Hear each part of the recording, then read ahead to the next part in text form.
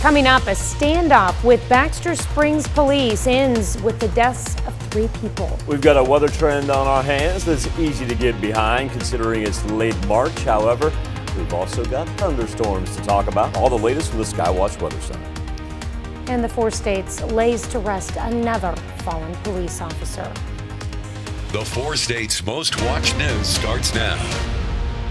Good morning and welcome to the KOAM Morning News. It is 5 a.m. I'm Tanya Bach. We'll get to those stories in just a moment, but first let's go to Michael Hayslip in the Skywatch Weather Center. Pretty good looking Monday morning start, Tanya. Temperatures well above that freezing point. Remember last time we checked in on Friday, even though it was a delightful end of the work/school week.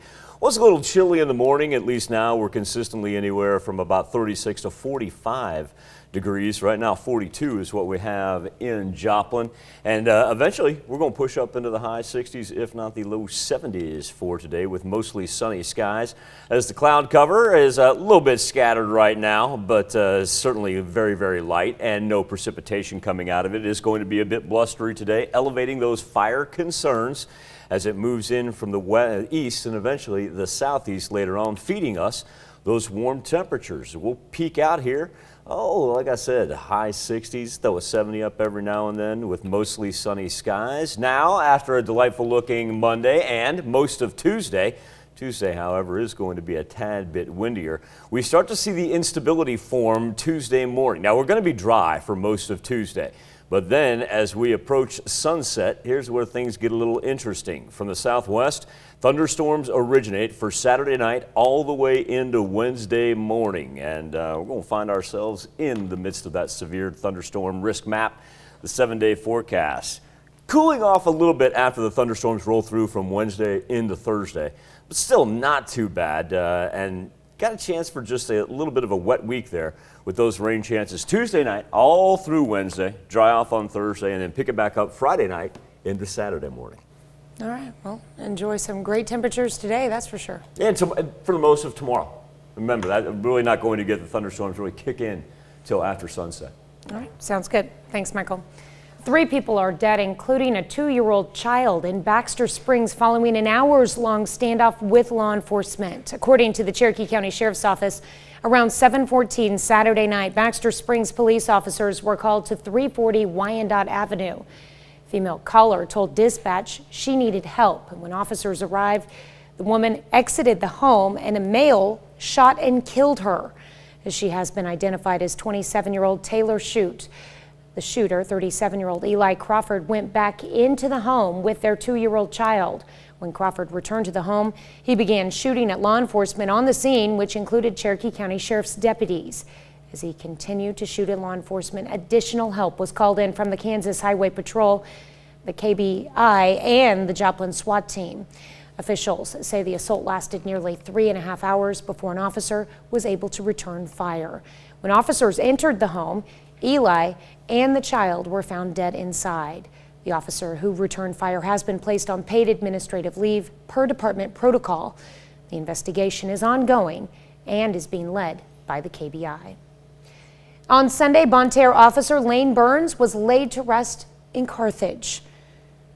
Early Thursday morning, March 17th, 2 patrolmen were ambushed, marking an exchange of gunfire at a Motel 6 an hour south of St. Louis in Banta. Officer Lane Burns was killed.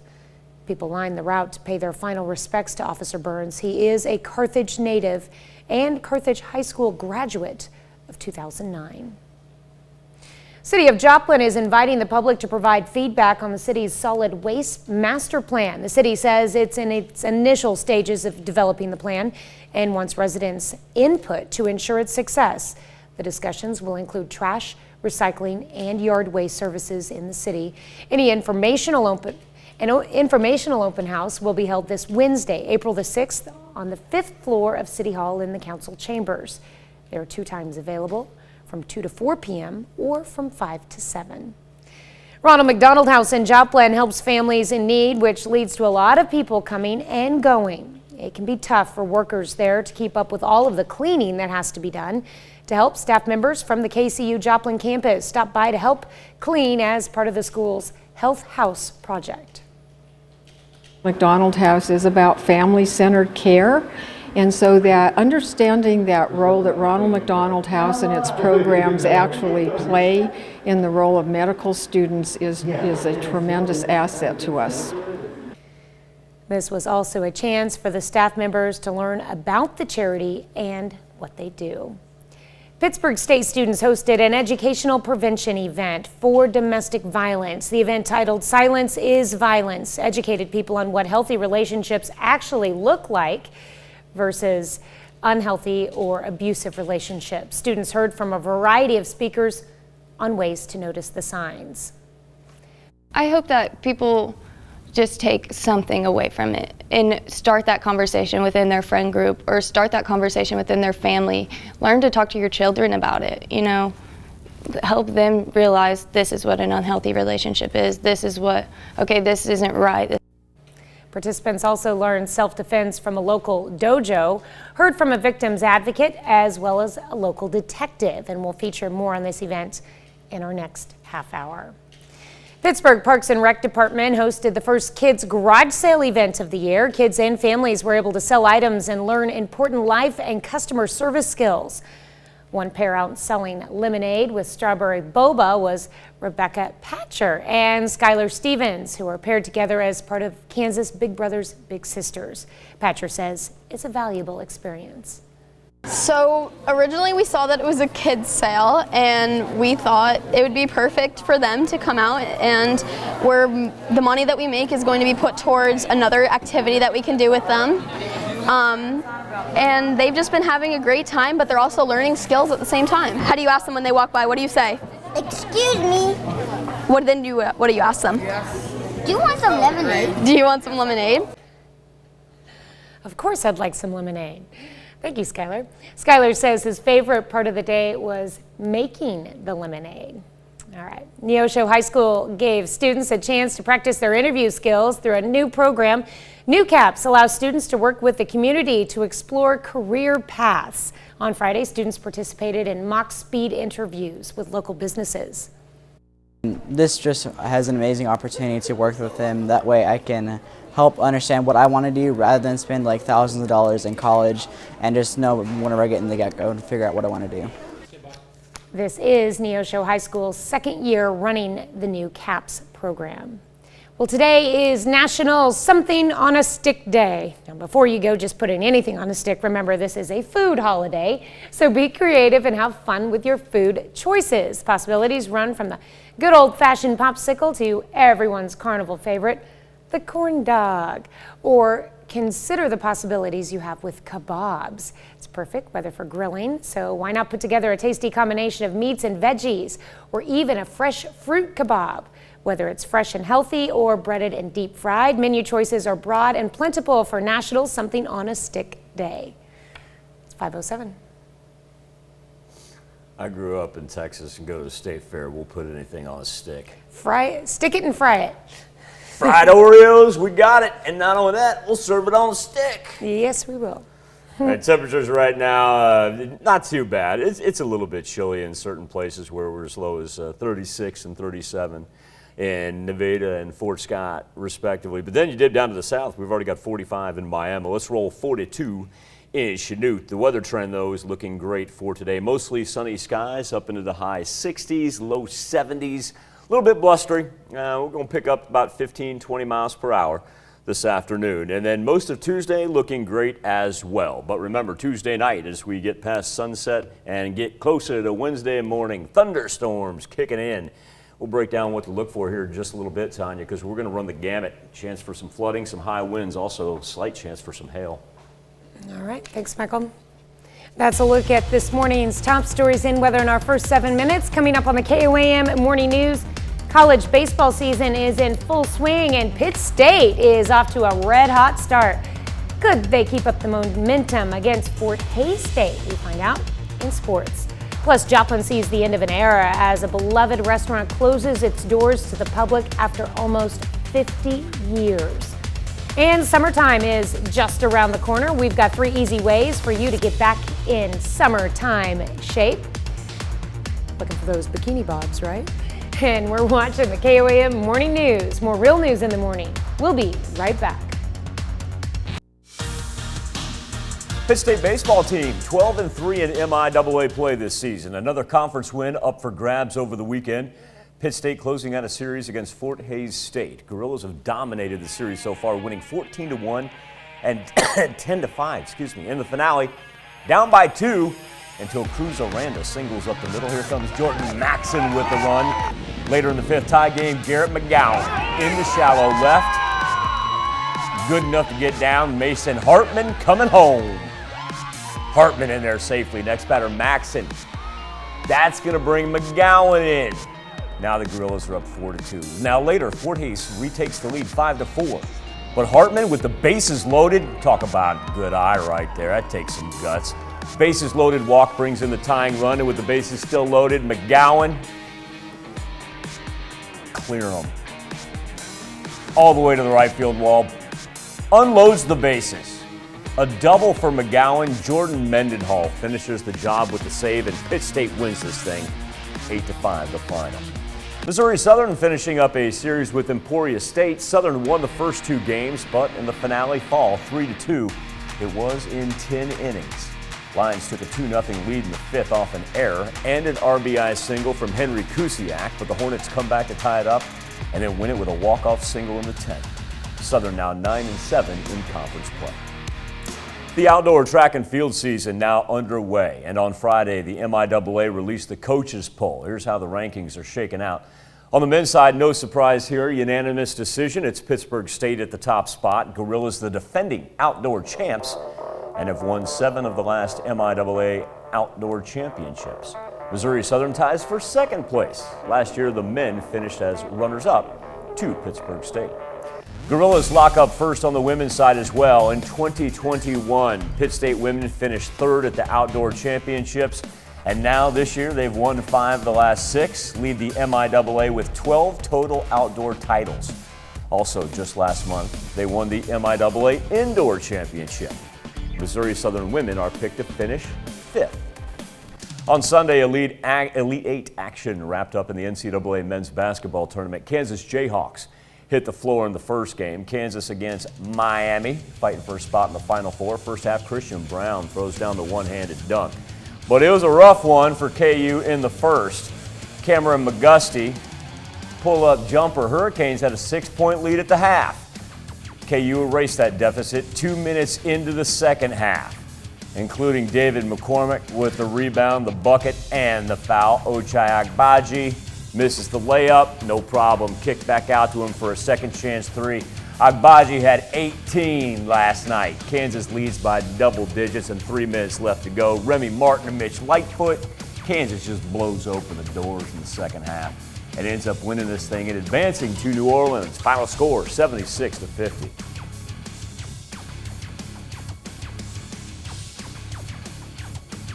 On 6 to tie it in 2 minutes, and then get control of it right after that. So it was nothing anyone said. It was just these guys went out and did it. We had about 2 good plays turned into 4, which turned into 8, which turned into 16. That was about as well as we could play the second half, and these guys earned it. So proud of them, proud for our program. And Flashback to Saturday. That's when Arkansas hit the floor against Duke in the Elite 8. Blue Devils ended the Razorback season winning 78-69. Jalen Williams led the Hogs, 19 points, 10 rebounds, his 16th double-double of the season. Williams and J.D. Note, they were named to the NCAA West Regional All-Tournament team. Razorbacks finished the season 28-9 overall and made their 2nd straight appearance in the Elite 8. We didn't end the half very well at all, Scotty, and I thought that, really, really hurt us. We took 3 free throws in the first half. When we got to the line, we didn't miss. That's our game. I mean, we're one of the best in the country, and I didn't think we settled tonight at all. So they did a great job, I guess, on verticality. I hope nationally when basketball season rolls around that, like I say, on a national level, people pay attention to the job Eric Musselman's doing down there at Arkansas, because he's done amazing things. NCAA Tournament Final Four now set. These games scheduled for Saturday, April 2nd in New Orleans. First game of the evening that you'll find are on TBS and eventually on CBS. Number 1, Kansas, meeting, speaking of underrated coaches. Number 2, Villanova and Jay Wright. That game's going to tip off at 5:09 on TBS. Remember, Kansas, the lone number 1 seed left. Then it'll be Duke against North Carolina. These teams split in the regular season. They've met, about 160 times. However, this will be the first time they will ever meet in the NCAA tournament. This will be a dandy. And, of course, could be Coach K's swan song. Wouldn't that be something else for Hubert Davis? Think about the ties that you can put between Duke, North Carolina, and Kansas. You can tie all those schools together with a string. Don't forget, Jay Wright's got 2 national championships to his name at Nova. Still to come on the KOAM Morning News, Ukrainian refugees making their way into the mountains, fleeing the violence in their home country. We'll hear some of their stories. And a check on our 7-day forecast when the KOAM Morning News returns. A little bit chilly outside, not too bad as we take a look at our current temperatures that range from about 36 to 45. Joplin right now chimes in at 42, Chanute at 41, along with that Carthage, Monette, Cassville line at 41. Look at Miami and Grove already bumping up to about 45 degrees. As far as the rest of the afternoon, remember we'll get to that peak heating hour, 2:30. 4 o'clock time, and we'll be up in the high 60s. We'll even throw some 70s up there every now and then. Mostly sunny skies, a little light cloud cover to start with. And so while we get through Monday and most of Tuesday unscathed, Tuesday is going to be a warm one as a matter of fact, but that also brings some instability. So as we get closer to sunset on Tuesday, here's where it begins to come out of the southwest. Now, we got some heavy rain associated with that, and we do show up on the severe thunderstorm risk map in that low category, meaning the threats also include high winds, even a slight chance for hail Tuesday night into Wednesday morning. Wednesday is going to be a wet one. That increases our flooding chances. Cooler temps, but a chance to dry out on Thursday. Time now to turn our attention to the KOAM News Now Facebook page and our Something to Talk About. Granny Schaefer's restaurant closed on Sunday. KOAM's Jalen Banks shares with us the last day of the 4-state's beloved restaurant. March 27th, 2022 is just another Sunday for most people. But for Steve Schaefer and others, it will mark the end of a 49-year run. Granny Schaefer's on West 7th Street in Joplin opened its doors one final time. The Joplin staple first opened on April 1st, 1973, and was founded by Steve's mother and father, David and Karen Schaefer, and has been serving the community ever since. Steve shared that the decision to close the restaurant was due in part to growing prices and inflation. Market reports I watch. Well, one of the ones I watch is eggs, of something we can't beat out. Extra large eggs jumped 93 cents a dozen. They went up basically 50% in one move. That's a $600 one item extra cost on food the decision was made before that even came out. Steve credits the success of the restaurant not to himself, the family, or even the food, but to those that supported it. Like I said, it's been a good run. I've had opportunity to have great customers and great employees over the years, but it would never work without them. You can't have a business, especially a hospitality industry business, where you don't have great customers and great employees to go together, and they were why I was successful. Steve says that since the announcement, the community has shown immense support, and when asked what that meant to him, he started to fight back tears. It means everything in the world. So, makes it all worth it. Celebrating the half-century success of Granny Schaefer's. In Joplin, Jalen Banks, KOAM News. Well, Granny Schaefer's had such a turnout on Sunday that they actually started running out of food, and that's a good thing. That place deserves a send-off like that. Our question for you on the Insta poll this morning: when's the last time you dined out? We got 4 different options on there: over the weekend, last week, last month, or perhaps it's been a little longer. You can connect to us via our Facebook page or go right to the poll, KOAMnewsnow.com/vote. Health Watch is next.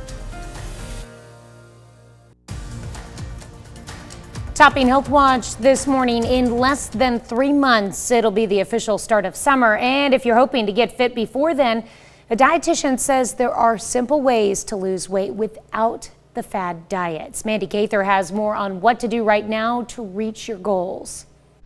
Beaches and bathing suits. It's almost that time of year again. If you want to get healthier before summer, start now by changing up your diet. Let's think about limiting our hours in which we're eating.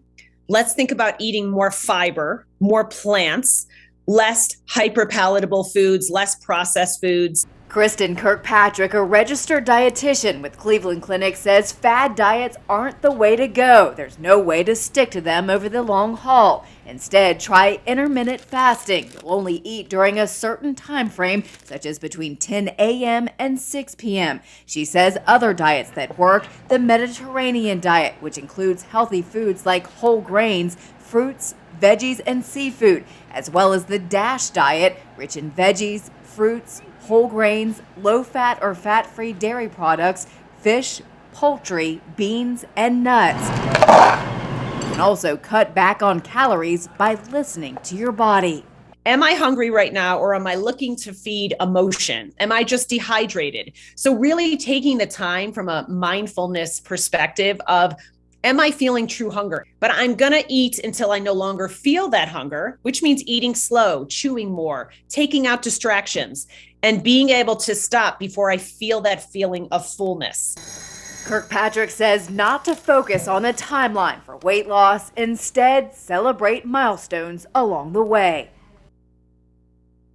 Well, the registered dietitian says you don't have to cut all junk food out of your diet. Instead, she says to focus on eating healthy 90% of the time. Contact tracing.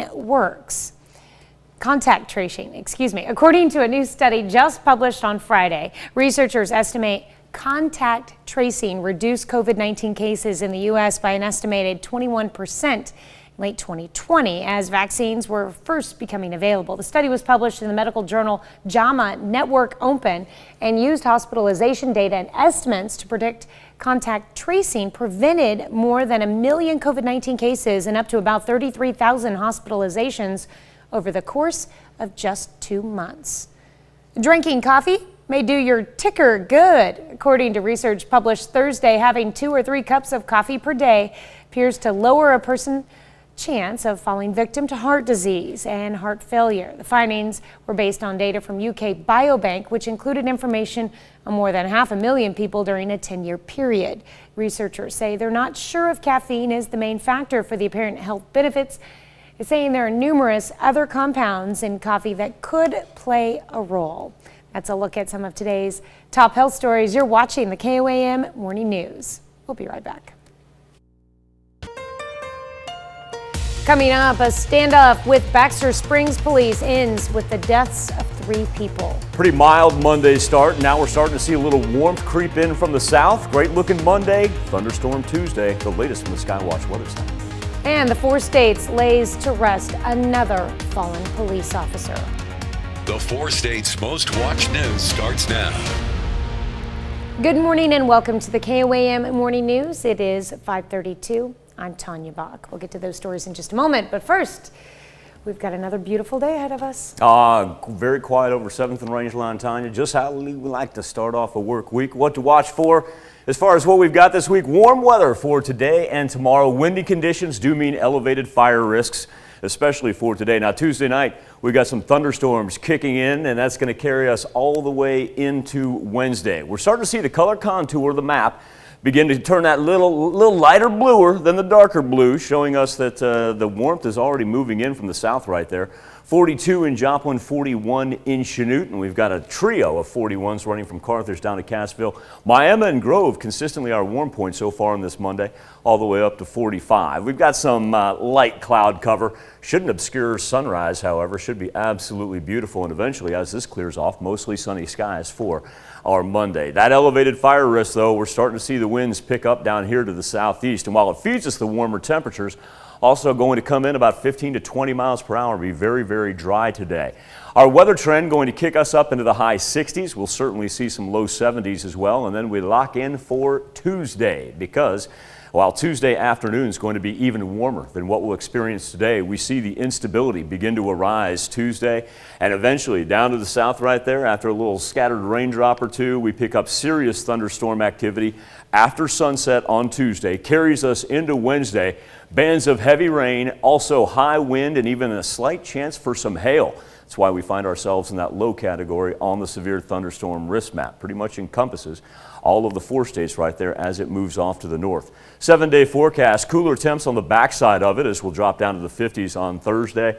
Friday night bringing us additional rainfall. So a little bit of a wet week there as we head into the final days of March and get ready to open up April. All right, sounds like we might be going out a little bit like a lion here with some storms. Yeah, I mean, A little bit. A little bit. But warmer temperatures, and we'll be thankful for that. Yeah. All right, thanks, I'm just going to Michael. sit back and enjoy the 70s. Yeah. All right, thanks, Mike. 3 people are dead, including a 2-year-old child in Baxter Springs following an hours-long standoff with law enforcement.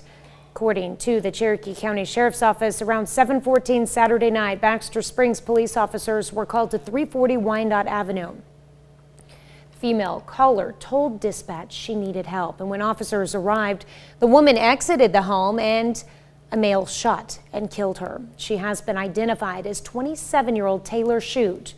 The shooter, 37-year-old Eli Crawford, went back in the home with their 2-year-old child. When Crawford returned to the home, he began shooting at law enforcement on the scene, which included Cherokee County Sheriff's deputies. As he continued to shoot at law enforcement, additional help was called in from the Kansas Highway Patrol, KBI, and the Joplin SWAT team. Officials say the assault lasted nearly 3.5 hours before an officer was able to return fire. When officers entered the home, Eli and the child were found dead inside. The officer who returned fire has been placed on paid administrative leave per department protocol. The investigation is ongoing and is being led by the KBI. On Sunday, Banta officer Lane Burns was laid to rest in Carthage. Early Thursday morning, March 17th, 2 patrolmen were ambushed, sparking an exchange of gunfire at a Motel 6 an hour south of St. Louis in Banta. Officer Lane Burns was killed.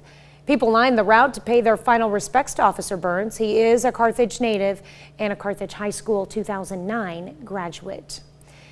Bourbon County, Kansas was supposed to be getting a new hospital, but now that may not happen. At the end of January, county officials announced that Noble Health would be taking over the Old Mercy Hospital Fort Scott that closed in 2018. County commissioners held a meeting to say Noble is awaiting results of a study on the building before making a decision on whether or not to buy it. Federal CARES Act provided $2 million to the county. Half of that paid for the study. Noble is seeking the other $1 million if the company decides to go forward with the project. On Tuesday, commissioners will hold another meeting to discuss the study. Officials with Noble are expected to attend that meeting. INEO hosted its annual crafts fair. It featured over 50 vendors selling items ranging from jewelry to instruments. Vendors pay just an entry fee to get and keep what they earn.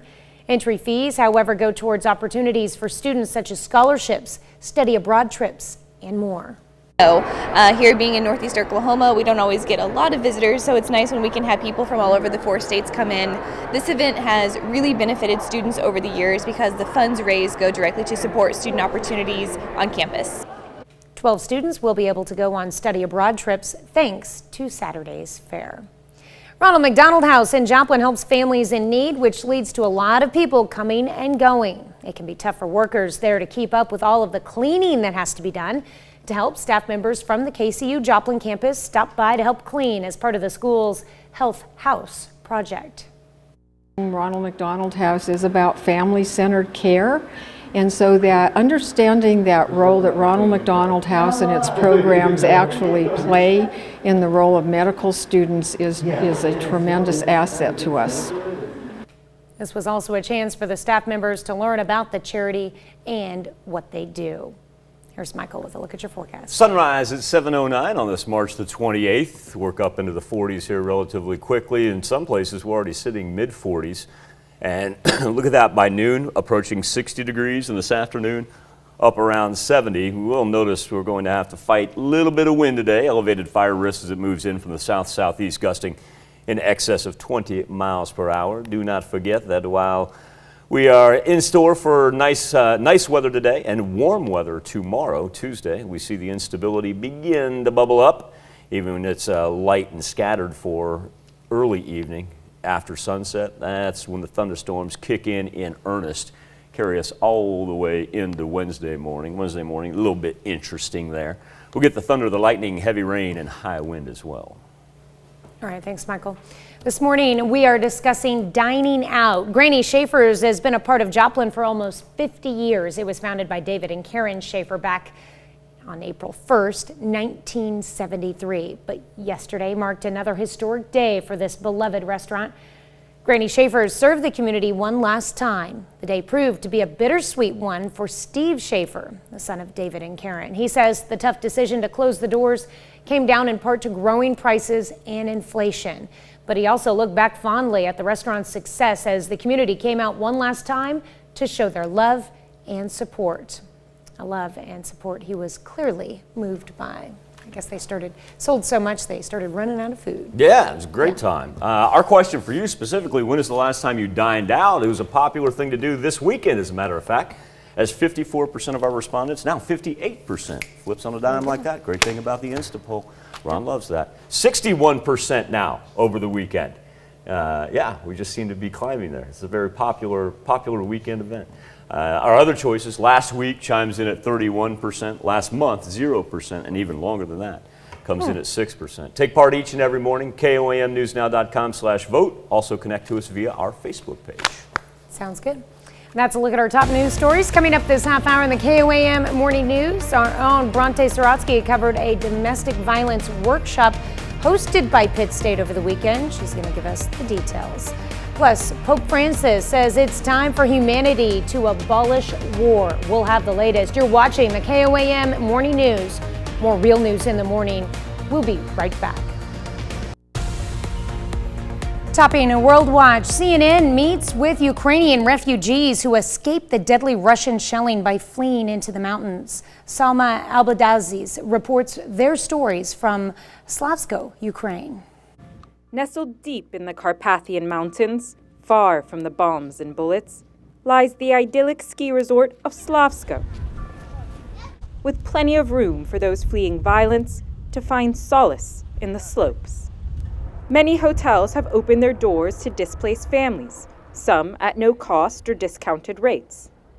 Guests Stacy and Ramir found refuge here after Russian forces invaded their hometown of Kharkiv. During this time, we usually heard shells blowing up, with lots of bombardment. How did you feel when you arrived? When you look at these mountains and into the news, it seems like not real. And you're here, you're safe. You feel kind of guilty because in the beginning I left all my family there.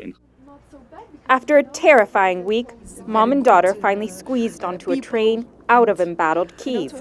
But where to go? Then they remembered a special family trip. Yes, we love it, this place, because our summertime we provide here.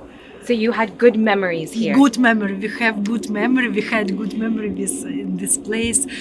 I feel safe here. But I hope that this will end soon and we'll go home. Because living at home is much better because it's my home. This tiny mountain community of Slavsko has taken in 3,400 displaced people, nearly doubling their population. But they say it's not a burden. They want to share this sanctuary. Some have chosen less traditional accommodations. Osa found peace for her 2 children in this glamping pod. My daughter wakes up every morning, opens the curtains, wipes the dew from the windows, and looks out at the view, she tells me. Yes, she loves it here. It's calming. I feel lighter, and I start to believe everything is going to be okay. For these families, this feels like the safest place in a country where it seems everywhere is a front line. Pope Francis is renewing his call for an end to Russia's invasion of Ukraine. In his weekly address Sunday, He said, quote, "Humanity must understand that the time has come to abolish war, to erase it from human history before it erases man from history." Concerning the war in Ukraine, the Pope added, quote, "Enough, stop, let the weapons fall silent, negotiate seriously for peace." The Pope's address comes days after he led a large prayer event for Ukraine at St. Peter's Basilica. That's a look at some of your biggest headlines from around the world. We'll be right back with the news you need to know before you head out the door. We'll work through a Monday with mostly sunny skies and temperatures up around 70 degrees, even warmer on Tuesday. So really a day and a half of nice weather. Now Tuesday, we start to see a little instability begin to kick in, and then as we approach sunset on Tuesday, here comes the thunderstorms. We've got some heavy rain and high wind to go with that. Cooler temps on the backside as we're down to the 50s by Thursday. Lightning, but from a double heart, a kissy face, and a fourth ha in ha ha ha. That's when Jordan knew he was buzzed. So when it was time to go, he got a ride home instead of driving. Be a legend like Jordan. Recognize your buzzed warning signs and get a ride home. Buzz driving is drunk driving. A missing witness from an old case turned up in the Honolulu office. You all been to Hawaii? Sounds like we all need a vacation. 2 teams of NCIS agents are going to bring killers to justice. Groovy, huh? Totally. My case. My island. I promised I wouldn't let you get shot at again. Hide behind your toe one. Oh, good for me. NCIS and NCIS Hawaii, the crossover event, tonight on CBS and streaming on Paramount+. April is Limb Loss and Limb Difference Awareness Month. The 4 States Amputee Network works to enhance the quality of life for our friends and neighbors, their families, and support network. If you or someone you love has lost a limb or are at risk for amputation, you're invited to join us. We're the 4 States Amputee Network, providing support, education, and care for the community. We invite you to learn more during Limb Loss and Limb Difference Awareness Month.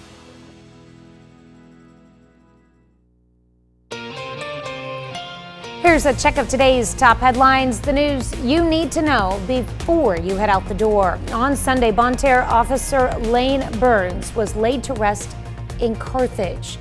Early Thursday morning, back on March 17th, 2 patrolmen were ambushed, sparking an exchange of gunfire at a Motel 6 an hour south of St. Louis in Banta. Officer Lane Burns was killed. People lined the route to pay their final respects this Sunday to Officer Burns. He is a Carthage native and a Carthage High School 2009 graduate. On Friday, the city of Miami, Oklahoma laid out the State of Community Address. It was an event where city and community leaders could discuss projects in the city, both current and future. One topic, sales tax. Officials say sales tax revenues this month fell compared to last year. Revenue in the city had been going up every month, so this drop has the attention of city leaders. Even though this month's revenue dropped compared to last March, it's still up compared to March of 2020. You can view the entire State of the Community event on our website at koamnewsnow.com. Pittsburgh Fire Department unveils its new fire truck. The department hosted a push-in ceremony, a tradition they say dates back to the 1800s. The new Rescue 7 fire truck will be housed at Pittsburgh's Fire Station number 1. Fire Chief Dennis Riley says they plan to hold a push-in ceremony for every new vehicle the department gets. Neosho High School gave students a chance to practice their interview skills through a new program. New Caps allows students to work with the community to explore career paths. On Friday, students participated in mock speed interviews with local businesses. This is Neosho High School's second year running the New Caps program. That's a check of today's top headlines, the news you need to know before you head out the door. One step closer to sunrise. It'll officially be at 7:09 over Joplin. Great looking Monday, mostly sunny skies, up around 70 degrees, even warmer on Tuesday. But Tuesday night, that's when the action kicks in. After sunset, thunderstorms going to carry us all the way through Wednesday morning with some heavy rains and high winds. We'll be back right after this. Everyone deserves to be in a relationship that is safe and loving, but unfortunately that isn't always the case. Domestic abuse can happen to anyone. So Pittsburgh State students hosted a workshop to inform students of signs to look out for in their own relationships. KOAM's Bronte Sorotsky tells us how a workshop at Pitt State aims to help students navigate their own relationships.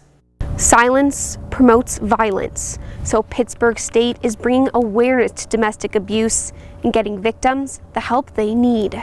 Although we like to see the good in our communities, ignoring the bad doesn't make it go away. Therefore, Silence Promotes Violence was born. I wanted it to be something that the community can enjoy and learn from, something that is a need within our community of Pittsburgh and surrounding communities. Jacqueline Boucher is a senior at Pitt State and says she wanted fellow students in the community to have a better understanding of domestic violence and what healthy relationships are supposed to look like. What keeps victims usually in the victim position is that a lot of the times they don't know what they're experiencing. It's not, oh, I'm loving someone that's difficult to love, which is what they might think. And this is partly because no one is talking about it. A lot of people I know, I didn't. Boucher teamed up with Pitt State's Students for Violence Prevention organization. We love talking about this stuff, and we love educating our fellow students and just helping people become aware. DeMoss says these conversations are essential, especially on a college campus. People come and they get in their first real relationship. They might not know how a relationship's supposed to work, and if they don't know, then they don't know those signs from healthy to unhealthy to abusive. They hope the tools students learn on Saturday can help them recognize it if it happens to them. My age group isn't talking about it, and 18 to 24-year-olds are the most at risk for domestic violence. Silence promotes violence is just, hey, this shouldn't be something we're afraid to talk about. This should be something we're afraid of happening. In Pittsburgh, Bronte Sorotsky, KOAM News. Participants also learned self-defense from a local dojo, heard from a victim's advocate, as well as a local detective. And we actually had Jacqueline Boucher in studio last week, and we have her entire interview, if you'd like to watch it, on our website, KOAMnewsnow.com. Just search for the morning show page. We'll be right back.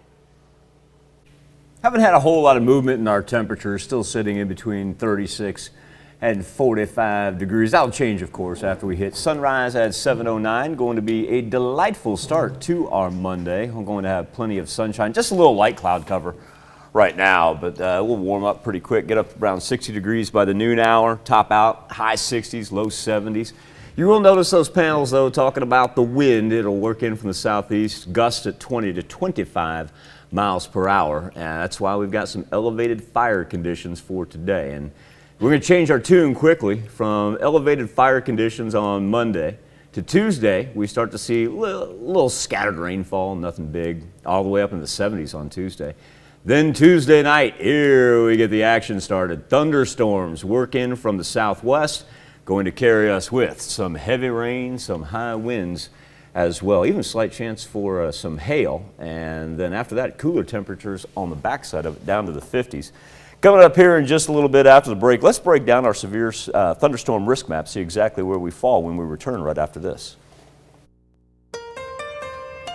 Coming up, Baxter Springs police have a standoff over the weekend that ends with the death of 3 people. All quiet on 7th and Range Line right now. Should be a delightful, really 36 hours of weather, but we've got thunderstorms on the horizon, and we'll break it down from the Skywatch Weather Center. And another hero is laid to rest in the 4 states. The 4 states' most watched news starts now. Good morning and welcome to the KOAM Morning News. It is 6 a.m.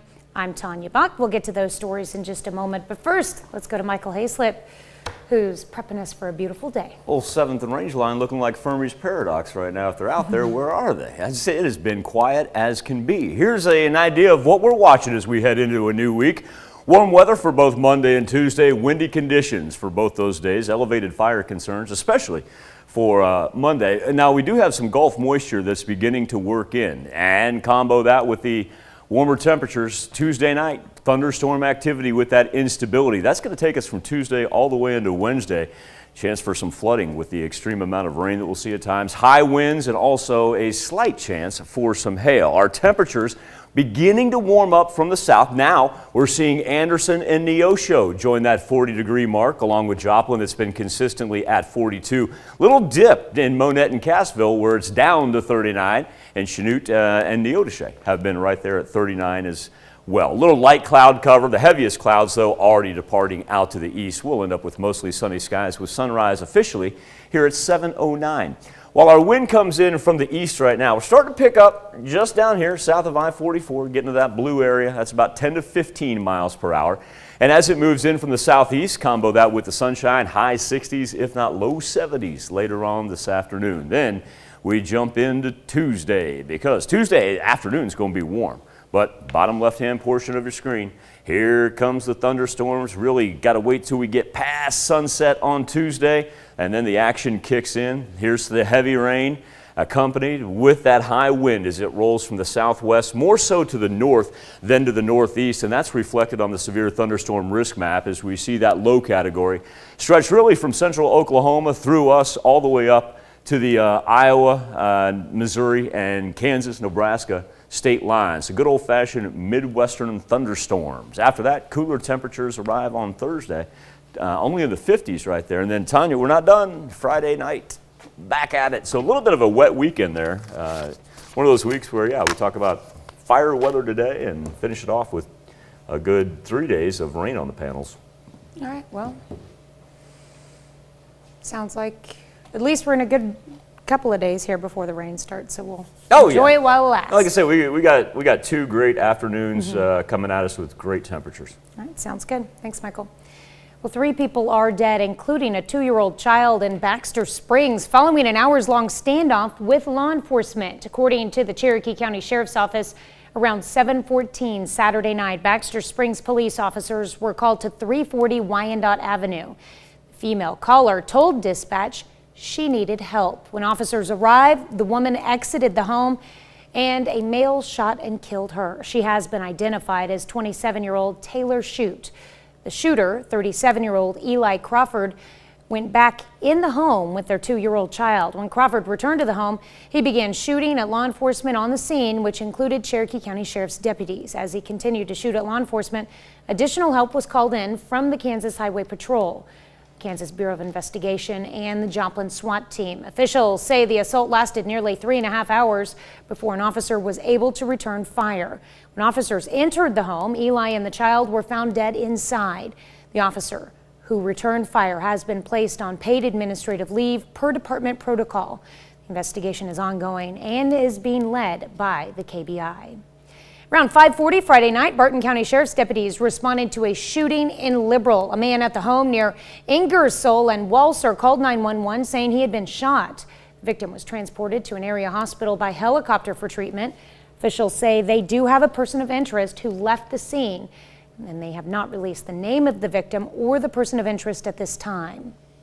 On Sunday, Banta officer Lane Burns was laid to rest in Carthage. Early Thursday morning, March 17th, 2 patrolmen were ambushed, sparking an exchange of gunfire at a Motel 6 an hour south of St. Louis in Banta. Officer Lane Burns was killed. People lined the route to pay their final respects to Officer Burns. He is a Carthage native and a Carthage High School 2009 graduate. NEO hosted its annual crafts fair. It featured over 50 vendors selling items ranging from jewelry to instruments. Vendors pay just an entry fee and get to keep what they earn. Entry fees, however, go towards opportunities for students such as scholarships, study abroad trips, and more. Here being in Northeast Oklahoma, we don't always get a lot of visitors, so it's nice when we can have people from all over the 4 states come in.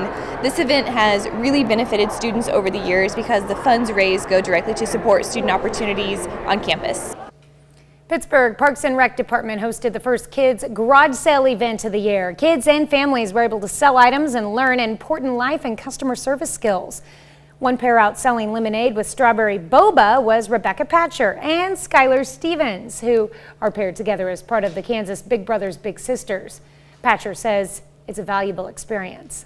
So originally we saw that it was a kids sale and we thought it would be perfect for them to come out, and where the money that we make is going to be put towards another activity that we can do with them. And they've just been having a great time, but they're also learning skills at the same time. How do you ask them when they walk by? What do you say? Excuse me. What do you ask them? Do you want some lemonade? Do you want some lemonade? Skylar says his favorite part of the day was making the lemonade. Today in 1969, Dwight D. Eisenhower, the 34th President of the United States and one of the most highly regarded American generals of World War II, passes away in Washington, D.C. He was 78 years old. Although he was born in Texas and his family moved to Kansas and lived in Abilene, where he was buried after his death. He graduated from the United States Military Academy and after World War I rose through the ranks steadily in the Army. He was appointed commanding general of the European Theater of Operations and oversaw U.S. troops massing in Great Britain. In 1942, despite never commanding troops in the field, he was put in charge of Operation Torch, which was the Anglo-American landings in Morocco and Algeria. 6:07. One of the interesting ones is when you grow up and you travel, it gets very confusing because if you're ever in Denison, Kansas, it says birthplace of Dwight D. Eisenhower, and if you're ever in Abilene, Kansas, it says childhood home of Dwight D. Eisenhower. Yeah. I remember when I was a kid, it took me a long time to reconcile that. I didn't understand why everybody was laying claim. Come to find out that, well, I call it Abilene home. He's actually, like you said, he was born in Denison. Our day planner is going to be delightful, really, for the next 2 afternoons. We'll get up around 70 degrees today. It'll even be warmer for tomorrow. Tuesday night, that is when the thunderstorms arrive, and once they do, they are going to carry us all the way into Wednesday morning. And remember, we turn up in the low category on the severe thunderstorm risk map. That presents us with the chances for not only flooding, but also high winds and a slight chance of even some hail. That's a look at this morning's top stories and weather in our first 7 minutes. Coming up on the KOAM Morning News, health professionals from Freeman drop by to tell you why you should see your primary care doctor. Plus, a teenager in Florida tragically passes away after falling from an amusement park ride, and children experience higher risk of severe illness from food poisoning. We'll tell you why. You're watching the KOAM Morning News. More real news in the morning. We'll be right back. Topping Nation Watch this morning, Milwaukee police are investigating a suspected triple murder on Sunday. Police arrived on the scene of a shooting to find 3 dead males between the ages of 26 and 52. 2 of the victims were reported to be brothers. Autopsies will be performed today. Milwaukee police say they've made no arrests and have no suspects at this time. Biden administration is expected to unveil a new minimum income tax for billionaires today. According to the White House, the plan is part of President Biden's budget proposal for fiscal year 2023. Billionaire minimum income tax would require households with more than $100 million to pay a rate of at least 20% on their full income. Supporters say it would make sure that the wealthiest Americans no longer pay a tax rate lower than teachers and firefighters. Sources say the additional revenue could help fund green energy programs and lower the cost of prescription drugs ahead of the midterm elections. And a 14-year-old boy died Thursday night after falling from a recently opened amusement park ride at the Icon Park Entertainment Complex in Orlando. The investigation is ongoing, but authorities believe the tragic fall was accidental. No suspected foul play or criminal charges for now. The Orange County, Florida Sheriff's Office said Friday the circumstances that led to the death of a 14-year-old boy after he plummeted from an amusement park ride in Orlando appear accidental. Based on all of our preliminary investigation and information, it appears to be a terrible tragedy, but our investigation is still open. Authorities say Tyree Sampson, originally from St. Louis, Missouri, was visiting Orlando with his football team over spring break. According to the boy's father, he was an honor roll student and an aspiring football player. Witnesses say the boy fell from the 430-foot-tall free-fall ride, which operators describe as the world's tallest freestanding drop tower. Police responded to Icon Park around 11 Thursday night. The boy was taken to the hospital where he died from his injuries. Investigators are reviewing witness statements in an effort to determine how the boy fell from the ride. The Florida Department of Agriculture and Consumer Affairs is looking into the ride's safety. The Slingshot Group, which operates the ride, told CNN affiliate Spectrum News 13 that the boy was secured in the seat. Our hearts are broken for that family of the young man. And again, we're going to do everything we can to work with the investigative authorities to get to the matter of this. For now, the ride is closed until further notice. I'm Gloria Pasmino reporting. That's a look at today's top national stories. We'll be right back. Welcome back to the Koam Morning News Midday Monday. A couple special guests with us in the studio and here for the first time. Happy to have Dr. Ryan Sorrell and nurse practitioner Jessica Hartsfeld from Freeman Health. Thank you both. Number one, thank you so much for your time this morning. Number two, I want to jump right in and talk a little bit about your backgrounds, because people at home, they may be looking right now going, wait a second, wait just a second. Why do they look so familiar? Ryan went to PSU. Jessica, you're lifelong Southeast Kansas resident. Tell us about setting up practice here and kind of what drew everyone together here in the 4 states with your practice in Frontenac. Yeah, sure. So going through medical training and trying to figure out where you're going to set up shop when you get done. My wife's from Baxter Springs, so local to the area. Obviously, you mentioned I went to Pittsburgh State, so coming back to a smaller community to raise our family and set up and take care of the people of where I spent a good part of my kind of developmental life made sense to me. So, Jessica, what's been your impetus for staying in Southeast Kansas and helping communities? My family's here, pretty much same thing. Family, my parents still live in Arma. My siblings, I have lots of nieces and nephews. Wanted to bring my kids close to my family. So now, a lot of people may associate the good doc and the good nurse practitioner with sports medicine, but there's a lot more going on, and people get a lot more, honestly, out of the family practice side of it, something that your office certainly does. So I'd like to start by asking you, this time of year, Doc, what are you seeing come into the office right now? Yeah, so I think the big thing coming in right now is twofold. One, the seasonal, colds and things that go around. So people who don't have a doctor coming in to establish for that. What we find out a lot of times is they come in for colds or those type of things, and we find out, well, you've got blood pressure going on, and if we establish care and check labs, sometimes you find that cholesterol is high or pre-diabetes, and so trying to get people in to establish care and find those things before they become bigger issues, because unfortunately you don't really have a lot of symptoms with those things till they've been going on for a long time. You bring up a very key point right there. I want to use it as a jumping off point, Jessica. Identifying issues before they get big. Yes. I especially want to ask you, if I have a kiddo, what are the symptoms that I'm looking at that I can say, well, that's probably just a cold, or hey, I need to call the office? Fevers, of course, uncontrollable fevers are a big thing. I mean, if you're concerned, it doesn't hurt to call. I'm there Monday through Friday, so I'm available all the time. Fevers are the biggest thing. So it's err on the side of caution. Yes, absolutely, especially with your kiddo. And once again, they have their office up in Frontenac. They're with Dr. Sullivan. Ryan, I want to go back to you. After COVID, we're not completely over COVID. Hopefully we get closer day by day by day. Have you run into people that are hesitant to return to the doctor setting, whether it be because of the fear of reemerging in a healthcare setting, or, and I don't want to call it negligence, just the habitual practice of not seeking medical help? Sure. I think there was a 1.5 to 2 year period there where we all kind of got isolated and somewhat driven away from the office because we were trying to be overly cautious and not expose people to undue risks. So, reintegrating there's definitely been some timidness on the patient side.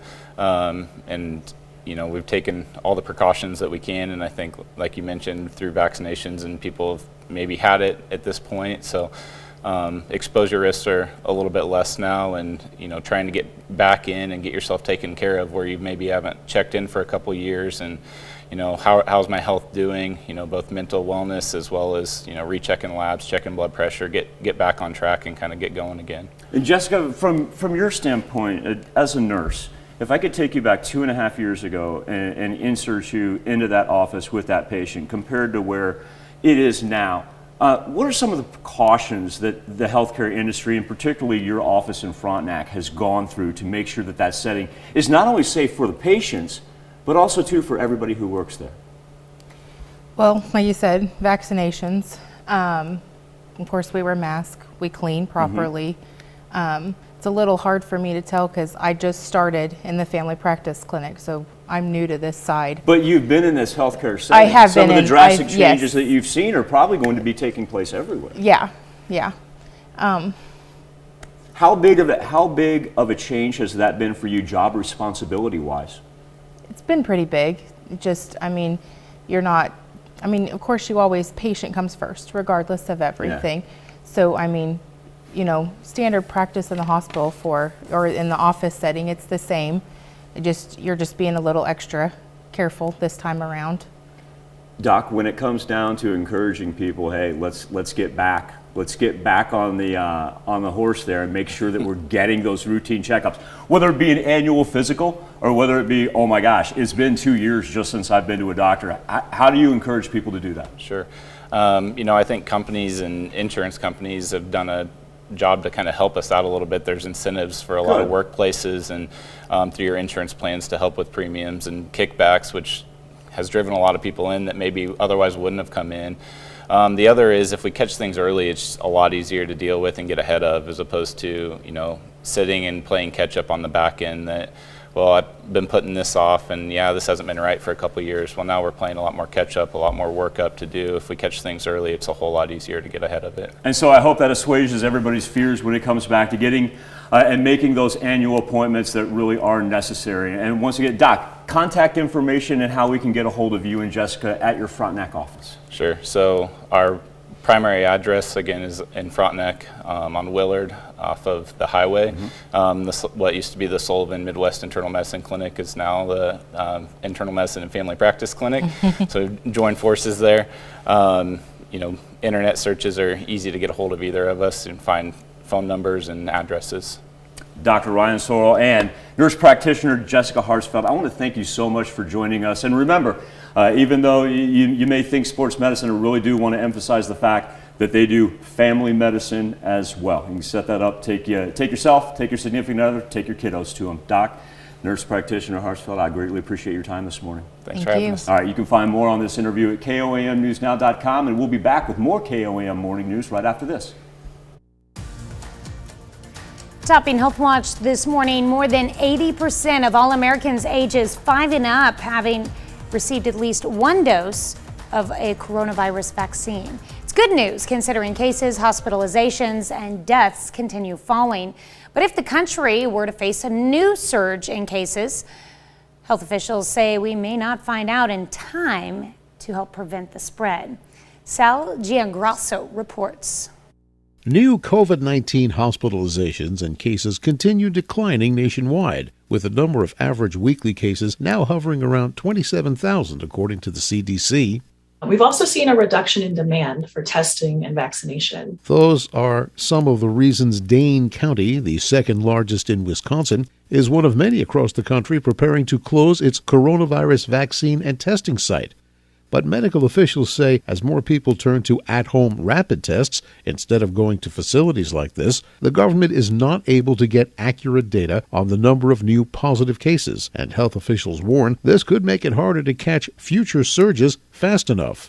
The CDC is also starting to scale back on the number of labs used to track new COVID strains, as the BA2 Omicron variant picks up steam overseas. There is a kind of a replacement going, so a little switch from the Omicron that we had before with the surge and this BA2 version that's happening in Europe and Asia right now.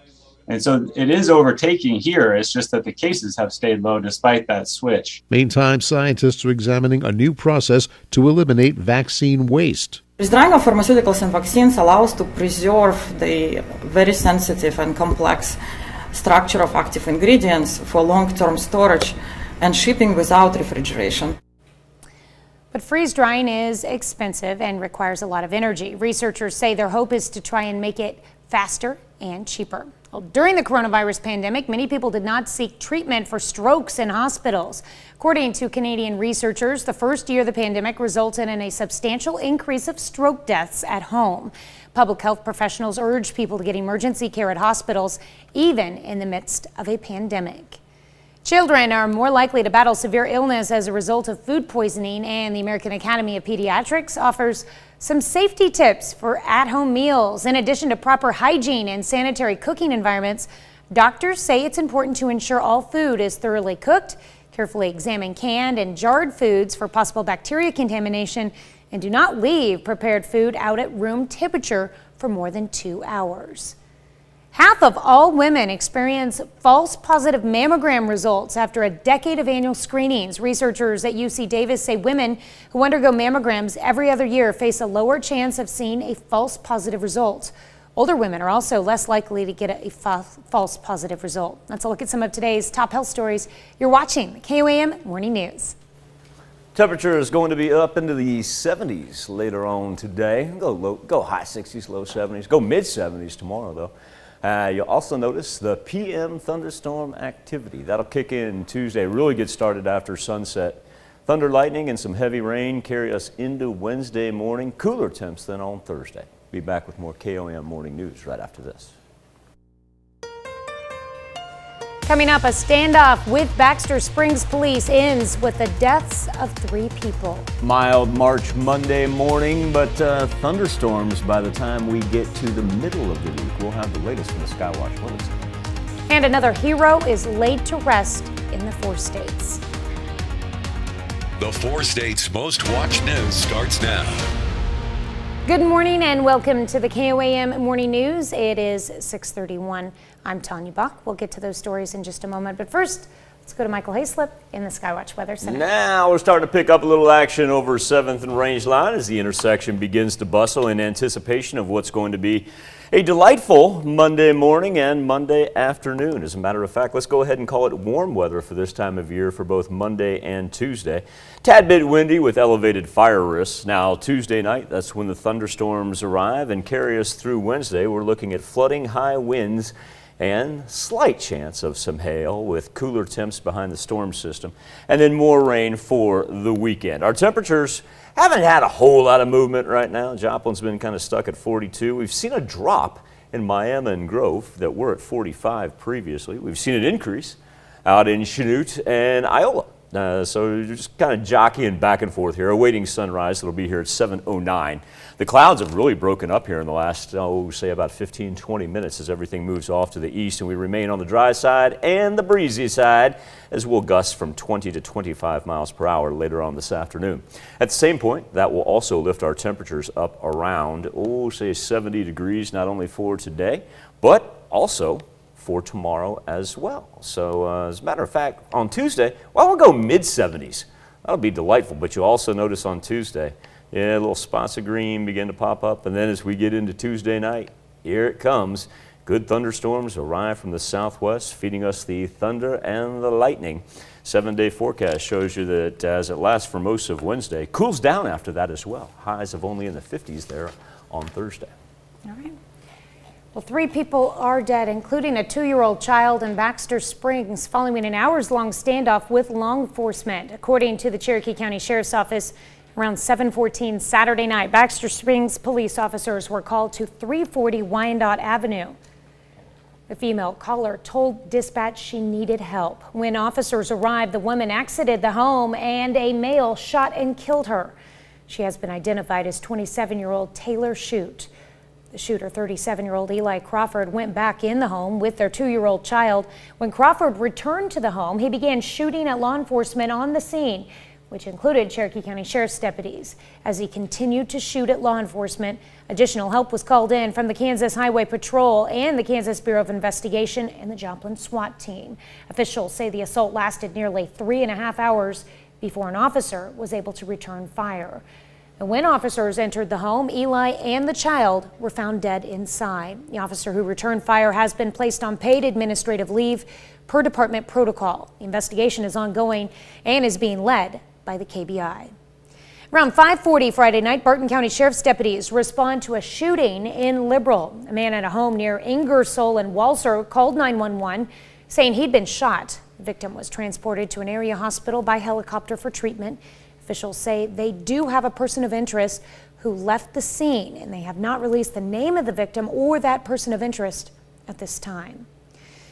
On Sunday, Banta officer Lane Burns was laid to rest in Carthage. Early Thursday morning, March 17th, 2 patrolmen were ambushed, sparking an exchange of gunfire at a home Motel 6 an hour south of St. Louis and Banta. Officer Lane Burns was killed. People lined the route to pay their final respects to Officer Burns. He is a Carthage native and Carthage High School 2009 graduate. 4-day school weeks are gaining popularity in Missouri to aid with teacher recruitment. According to the Springfield News Leader, at least 9 school districts are looking to switch to the 4-day plan this fall. This school year, the Seneca School District has allowed students to attend school Tuesday through Friday. KOAM's Bronte Sorotsky spoke with the district on how students feel about the schedule change and how it's aided in teacher recruitment. On Mondays, the halls of Seneca High School will be empty, and students like Jory Todd will most likely be at home. On Mondays, I can sleep in like an extra 10 minutes, and then I go out and feed all the animals and everything. It's due to Seneca joining 25% of Missouri schools switching to a 4-day school week.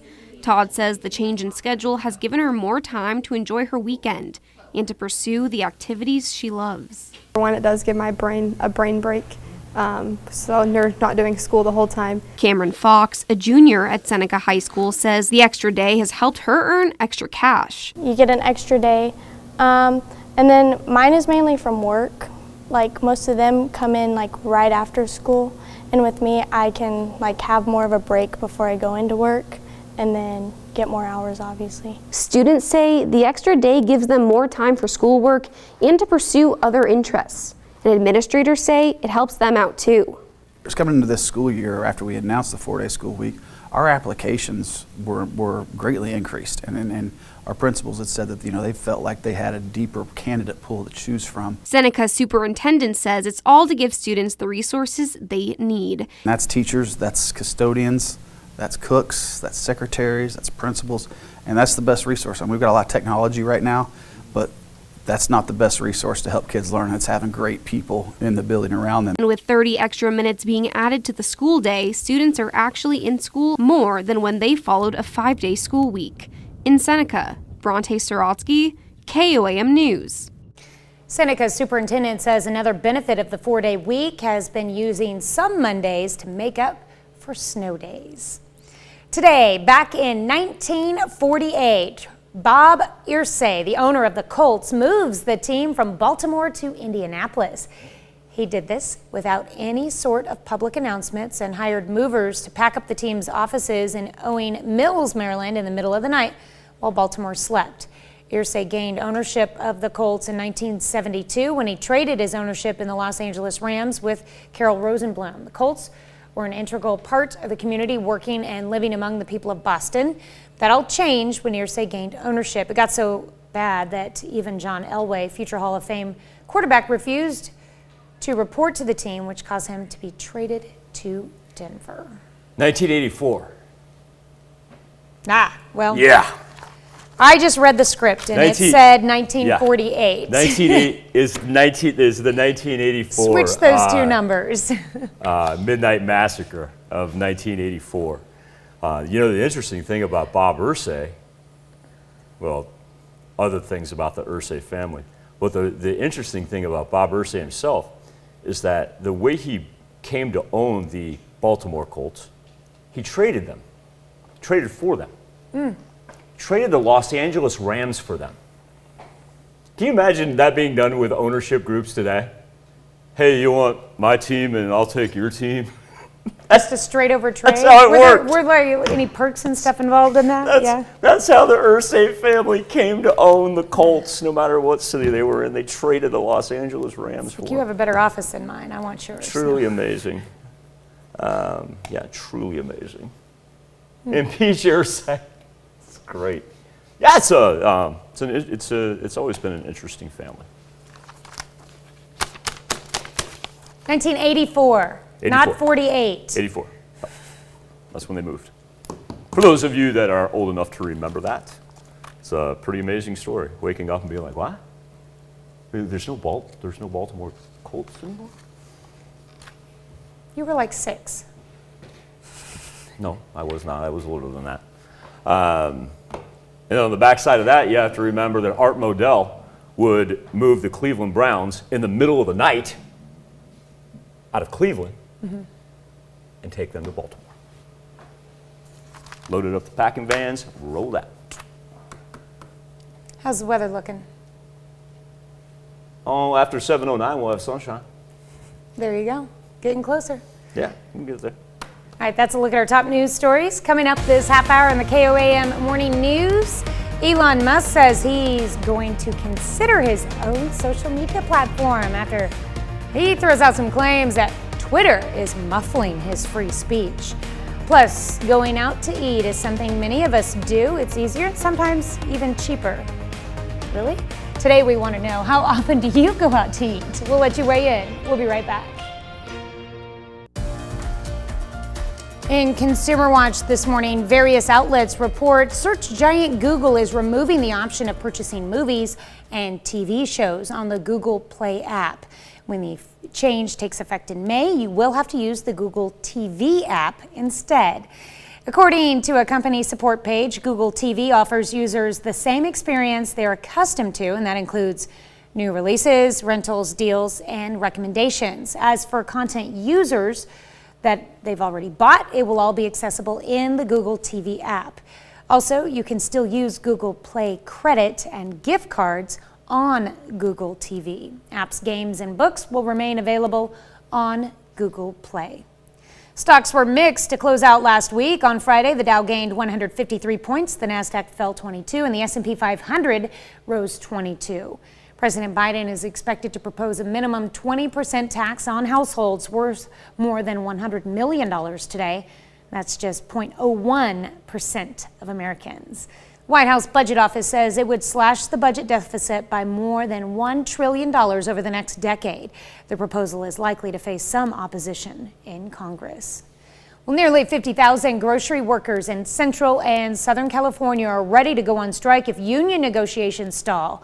Pharmacists, meat cutters, and other employees of Ralph's, Albertsons, Vons, and Pavilions are involved. Talks are set to resume Wednesday. If those break down, the union says it will decide which steps to take next. Well, Elon Musk says he is considering starting his own social media platform. In a tweet over the weekend, the SpaceX and Tesla founder said he is giving serious thought to it. In the past, Musk has gotten himself in trouble with his tweets and has claimed Twitter muffles free speech. That's it for Consumer Watch. Let's go over to Michael for our Something to Talk About. Thank you, Tanya. This morning on the KOAM News Now Facebook page and our morning Instapoll. Earlier, we talked about Granny Schaefer's and how it's been a part of the Joplin eatery landscape for almost half a century. Founded by David and Karen Schaefer back in April of 1973. Yesterday marked another historic day for the beloved restaurant as it served the community one last time. Our specific question for you is, when is the last time you dined out? Right now, 62% of you say it was just recently. Happened to be over the weekend, as a matter of fact, with 20% saying last week and 18% combining for either last month or even longer than that. You can take part each and every morning. KOAMnewsnow.com/vote or connect to us via our Facebook page. We're going to come back and celebrate birthdays and anniversaries. But first, off to the Big Apple. Here's Nate with a look at what's coming up on CBS Mornings. I'm Nate Burleson. Coming up on CBS Mornings, our Kindness 101 series returns. Steve Hartman has a lesson for us about optimism, and we can all use a little bit of that. That's coming up on CBS Mornings. We take this time to honor today's four-state hero, Raymond Alloway. Private First Class Raymond Alloway served in the Army from 1942 to 1945. He served in Europe with the 672nd Topographical Engineer Company. During his service, he earned 2 Bronze Stars, a Good Conduct Medal, and a World War II Victory Ribbon, plus many other medals. His hometown, Mound Valley, Kansas. We thank you. Today's four-state hero, Private First Class Alloway. With Axel McQuiston celebrating his 3rd birthday. Big Chiefs fan right there. Axel, a happy birthday in Pittsburgh with love from Oma and Pop-Up. Well, happy birthday wishes coming from the entire family going out to Jackson Henry King, who's now 6 years old in Chanute. Zoe Feist is celebrating her 7th birthday. And Zoe, I want you to know that these birthday wishes come with love from Grandma and Grandpa. Zoe's in Chautauqua. Piper Solomon celebrating birthday number 10 this year in Chanute. Ani Pyle, And number 12, Ani, a very happy birthday to you in the knack. All right. Reese Ludwig celebrating birthday number 14 this year in Edna. Belated birthday wishes. Birthday was actually on Saturday. Happy birthday, Reese. Now, Kenny Herrenbrook is up in Manhattan, Kansas. Happens to be a senior at K-State, so we're counting down the days until Kenny walks across the stage with that diploma right there. But he's originally from Baxter Springs, so we claim him as one of our 4-state own, and a very happy 22 to you, Mr. Kenny. All right, and we've got Brooke Sinkovich turning 33 years old this year in Fort Scott. Birthday wishes coming from the family. Let's run out to St. Paul, where Jennifer Snell, with a marvelous family photo, is celebrating her 35th birthday. Happy birthday, Jennifer. And in Chanute, here we have Ace Ventura. Actually, it's Luke Trowbridge. That's good. Turning 41. That is good. Happy birthday. I have to know if that was for a party or if that's just like Luke's like, I call it a Wednesday. Boom. Time to dress as Ace today.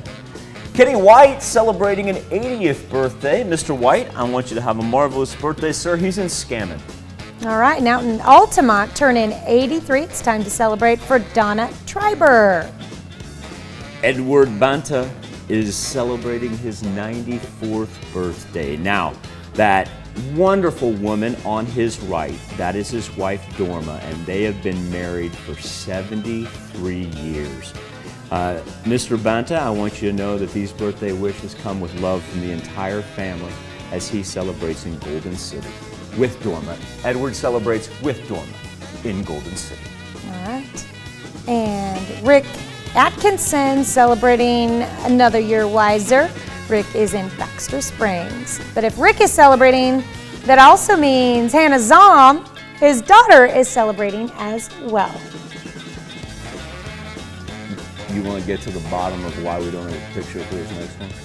You want to take this on or you want me to take this Yeah, on? what's up with this, Doc? How come we didn't get a pic? Yeah, what's up, Doc? Doctor. Not that we don't, you know we love you or we Albert wouldn't give you a hard Mendez. time, would we? He keeps Michael's and my smiles going strong. Happy birthday, Doc. You know I hope you know we love you because we certainly do. 60. Not just because the big you take 60. care of us. We've known that dude forever right there. Happy birthday to Dr. Albert Mendez in Pittsburgh.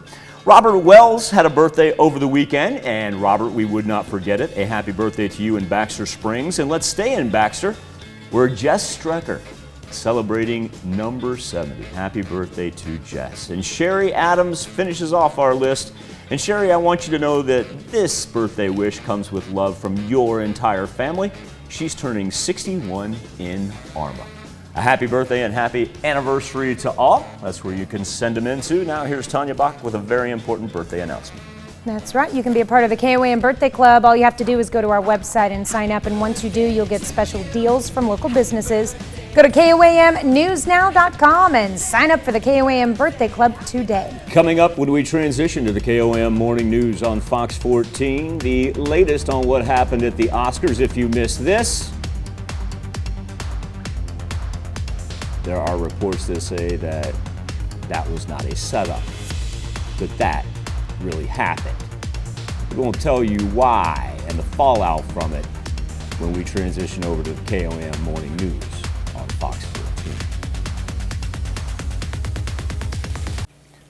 Gorgeous look over 7th and Rangeline. Relatively quiet morning so far. There we are outside of Television City. Update you on our tower project here by the time we get to the KOAM News at noon temperature-wise. Oh, come on now. Don't freeze on me, 7th and Rangeline.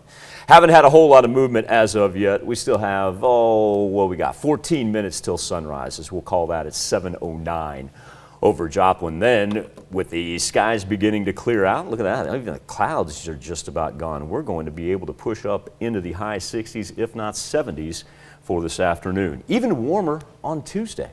On Tuesday, we're going to throw up some mid-70s.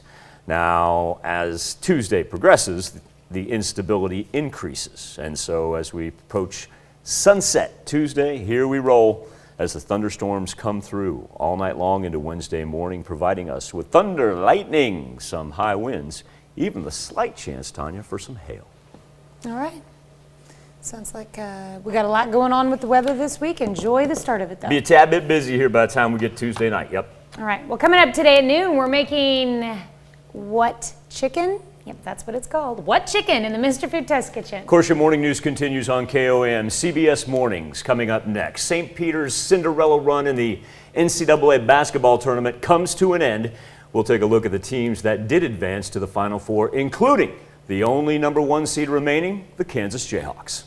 Or you can switch on over with us on Fox 14, where your only local morning news continues. And this morning, a banjo player goes viral for playing to his newest furry fan. And a man finally gets his grandfather's Purple Heart 80 years after he received it. We'll have those stories over on Fox 14. Wraps it up for this Monday. Do me a favor. Be safe. We'll do this all again tomorrow morning. And we're going to do it again today at noon.